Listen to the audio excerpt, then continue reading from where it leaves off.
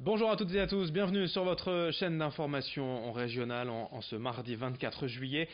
C'est l'édition estivale, le journal de la rédaction en images en 8 minutes pour tout savoir comme toujours de toute l'actualité près de chez vous. D'abord les prévisions météo en ce mardi. On va encore profiter du soleil aujourd'hui avec toutefois quelques passages nuageux et surtout quelques orages localisés cet après-midi. Et globalement c'est quand même une très belle journée d'été dans la région qui s'annonce avec des températures de saison, 23 degrés à Dunkerque, 24 à Calais, 26 à Boulogne, 28 degrés à Saint-Omer et jusqu'à 29 à Lille. La météo complète comme toujours après ce journal. À la une de cette édition, aujourd'hui la réaction d'un élu régional à l'affaire nationale Benalla qui secoue, vous le savez, depuis plusieurs jours le paysage politique français. Vincent Ledoux est député de la 10e circonscription du Nord. Il estime que les proportions prises par cette polémique empiètent désormais sur la vie parlementaire et empêchent les députés de travailler. La loi de révision de la Constitution vient en effet d'être repoussée pour cause de débats houleux à l'Assemblée nationale concernant cette affaire. Vincent Ledoux signe ainsi une tribune sur le site du huffingtonpost.fr et il s'en explique ici même par téléphone. Il ne faut pas surjouer sur cet événement, il faut simplement le regarder avec une froideur presque chirurgicale, même si on est un peu dans l'ambiance de l'été, de la canicule. Bien sûr, il y a un bouillonnement extrêmement important au Palais Bourbon, et pour autant, il faut le regarder avec beaucoup de froideur pour corriger les dysfonctionnements. Quand la ministre des Garde des Sceaux dit c'est une affaire individuelle, non, c'est pas une affaire individuelle. Encore une fois, elle implique un certain nombre de personnes qui ont des responsabilités extrêmement importantes. Pour autant, ça ne remet pas en cause ma position qui est celle que la France doit réussir. Parce que vous savez, il n'y a pas 36 solutions. Alors je le dis peut-être à des gens qui m'écouteront, qui sont plutôt pour les thèses extrémistes, je dis que tout ça sert les extrémistes. Et que j'ai pas envie, moi, de voir un épisode européen qui soit dramatique l'année prochaine. Autre information dans ce journal en images pour évoquer les difficultés de circulation dans le secteur de la gare Lille-Flandre depuis plusieurs semaines et pour encore plusieurs mois. Le chantier doit entièrement redessiner ce quartier emblématique du centre de Lille. Mais vous le voyez sur ces images, actuellement les travaux sont si importants que la chaussée est en pleine rénovation et la circulation des voitures bloquée jusqu'au 3 août. Si bien que pour les piétons, en souhaitant traverser, c'est un vrai casse-tête. Mais c'est encore pire pour les personnes à mobilité réduite. En fauteuil roulant, le passage s'apparente à un parcours du combattant et les seuls endroits laissés libres pour traverser sont pleins de gravier. Sofiane El Bakraoui de l'association Access Tourisme dénonce ainsi ce manque de considération. Il est au micro de Xavier Silly.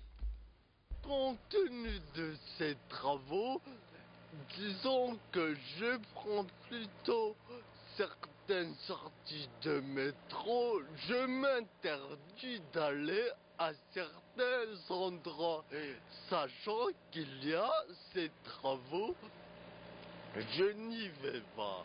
Par les problèmes d'aujourd'hui, je ne peux pas me déplacer librement comme je le souhaite aussi facilement qu'une personne valide.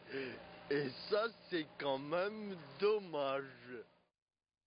Et pour rappel, les travaux autour du secteur de la gare Lille-Flandre vont durer encore plusieurs mois. On parle d'un an en deux chantiers encore sur place. On enchaîne avec ce projet de parc naturel à mi-chemin entre Crévic et Lonne-Plage, à l'ouest de Dunkerque.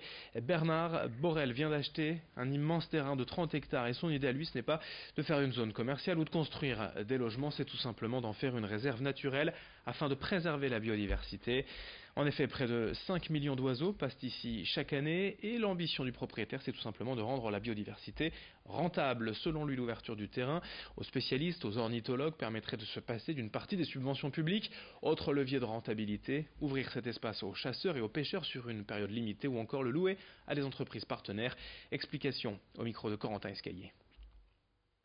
Alors l'idée c'est d'accueillir des ornithologues qui vont avoir un accès privatif et payant bien évidemment parce que pour répondre à l'ensemble des critères et des codes auxquels ils s'attendent pour passer une bonne journée d'ornithologie, d'observation et de prise de photos, il faut un public et un accompagnement qui soit compatible. Et donc le site leur est privatisé sur certaines périodes de l'année pour justement répondre à leurs attentes. Et en contrepartie, il y a un accès payant, bien évidemment. Ensuite, la pêche, la chasse sont d'autres sources de rentabilité possible, sachant que ce sont des loisirs traditionnels et que, pour moi, ma vision, c'est de concilier l'avenir, le passé, nos traditions et nos ambitions. On termine avec le grand angle de la rédaction. En pleine saison estivale, nul besoin de faire plusieurs centaines de kilomètres pour aller chercher le soleil et la chaleur sur la Côte d'Azur. Ici aussi dans la région, les campings affichent complet et offrent une parfaite ambiance vacances. Exemple dans les Flandres à Boskep. Reportage signé Vincent Vieillard. Un séjour en mobil-home ou en camping-car tout en haut des Flandres. À Boskep, le camping Les 5 Chemins Verts offre une vue imprenable sur le nord et ce jusque Dunkerque. Cet été, le soleil ravit les vacanciers ou les habitués venus nombreux ici. Ils viennent de la région, mais pas que. Quelques Bretons. Cette année, on a beaucoup de Belges. On a des Belges, des Hollandais, mais surtout des Belges, qu'on n'avait pas il y a quelques années. On a 120 places. Une journée comme hier, on doit avoir, avec les invités, les visiteurs, 400 personnes, quoi. Ici, quelques drapeaux souvenirs de la Coupe du Monde sont encore sortis, mais les vacances sont loin d'être finies. Le camping des 5 Chemins Verts est surtout réputé pour les activités qu'il propose. En plus du classique terrain de pétanque, on retrouve des trampolines ou un étang de pêche. Et avec ce soleil, la star des attractions, c'est la piscine. On a reçu un magicien le week-end dernier. Il y a eu une petite soirée après. On fait des soirées loto aussi, on fait la pêche. Toutes les semaines, on fait quelque chose.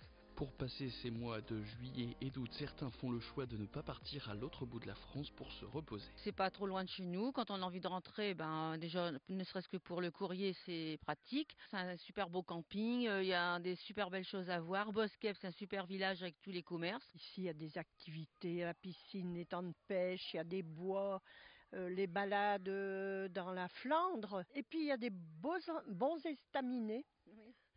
Oui, pour la petite bouffe, de la bonne bière. Quand c'est l'été, pourquoi aller chercher du soleil ailleurs? On sait que même malgré tout, on fera quand même un voyage dans l'année. On voit autre chose, comme là, en fin septembre, on s'en va dans l'Hérault rejoindre ma sœur. Mais voilà, quand il fait beau, on est aussi bien ici. Pour plus d'informations ou pour réserver un hébergement sur le camping des 5 Chemins Verts, vous pouvez les contacter par mail ou par téléphone. Voilà pour ces belles images dignes des vacances dans la région. Merci de votre fidélité.